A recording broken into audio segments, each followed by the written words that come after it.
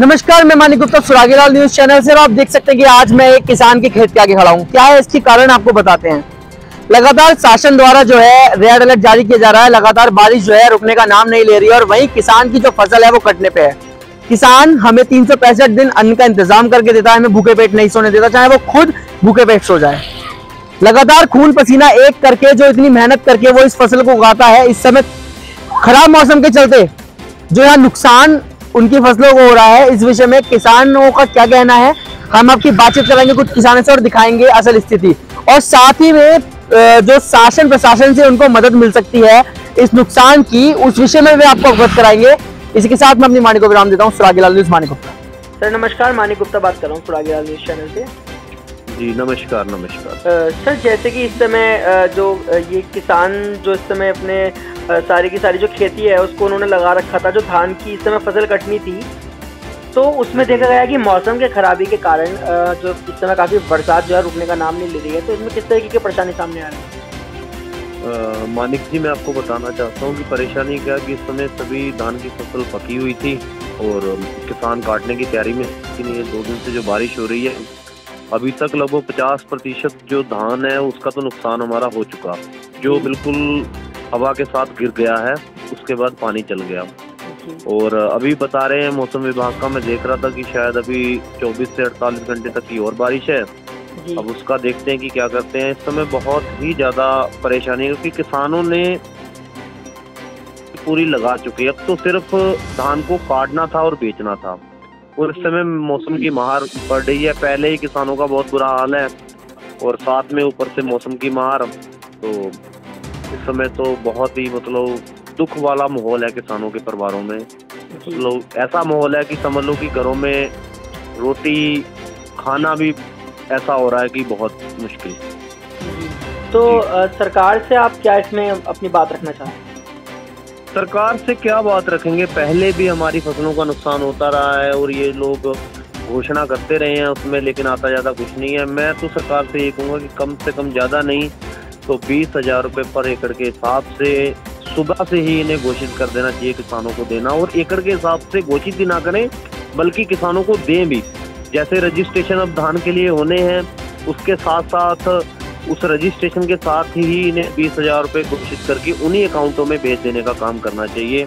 ये मैं सरकार से निवेदन करता हूँ और उम्मीद करता हूँ कि नामी सरकार इस काम को करने में सक्षम रहे। सर, जैसे कि इस समय बरसात जो है वो बहुत तेजी से अपना एक तरीके से रुख दिखा रही है और लगातार रुकने का नाम नहीं ले रही है। वहीं बात करें किसानों की, इस समय फसल कटी थी, कटने का सीजन है, तो ऐसे में क्या प्रबंध सरकार ने कर रखे हैं, क्योंकि कहीं ना कहीं देखा गया है लगातार जो किसानों को नुकसान जो है वो होता जा रहा है और किसानों की जो शिकायतें वो बढ़ रही है। देखिए, जहाँ तक किसानों की बात है तो अभी धान की फसल आने वाली है, आई नहीं है, तो ऐसा नहीं है कि बरसात लगातार होती रहेगी। बरसात एक प्राकृतिक चीज है, बरसात प्राकृतिक रूप से होती है, तो उसमें कि सरकार तो हर समय किसानों के साथ खड़ी है, सरकार हर समय हर नागरिक के साथ खड़ी है। सरकार जो उत्तराखंड में निवास करते हैं प्रत्येक नागरिक के प्रति जवाबदेह है सरकार, और सरकार के माध्यम बाढ़ नियंत्रण की पहले से ही कहना चाहिए कि स्कूलों की छुट्टी करा दी गई है और सबको अलर्ट कर दिया गया है कि अगर बरसात होगी तो उसके हिसाब से सचेत रहना। जी, तो ऐसे में जैसे अब कटने का सीजन आ चुका था फसल के और लगातार जो क्रय केंद्र थे उनका भी रजिस्ट्रेशन यहाँ पर शुरू हो चुका था, खुल चुके थे, तो किस तरीके से देखते हैं सर आपकी, मतलब कब तक आपको लगता है कि इस तरीके से सरकार की पूरी तैयारी है धान खरीद की। धान खरीद के सेक्टर लग गए हैं और धान खरीद में कोई कोताही नहीं बरती जाएगी। धान खरीद पूरे समय पर होगी। सरकार अगर धान से कट के आएगा तो सरकार उसको खाएगी।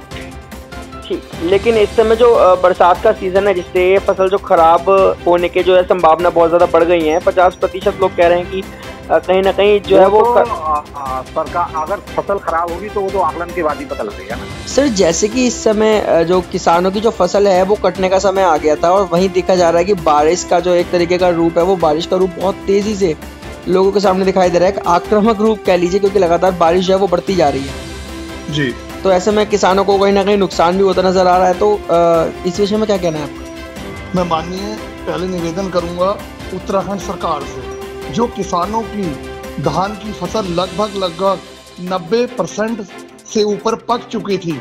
अब भगवान का मैं अन्याय कहूँ या क्या क्या ये समझ नहीं आ रहा। पूर्वोत्तर में पिछले साल भी ऐसा ही हुआ कि इसी टाइम धान की फसल पकी हुई थी, पिछले वर्ष भी किसान बर्बाद हो गया। और जब 95% अब फसल पक चुकी थी और कटने का टाइम आया था और ये फसल भी लगभग 80% बर्बाद हो चुकी है। मैं उत्तराखंड शासन से निवेदन करूंगा कि यहाँ पर पूरे प्रदेश में बरसात का हाहाकार है। मैं फिर से शासन प्रशासन से निवेदन करूंगा कि उचित किसानों को उचित मुआवजा दिया जाए। किसान इस समय अपनी स्थिति से बहुत खराब हुआ पड़ा। जी ठीक, बहुत बहुत शुक्रिया सर।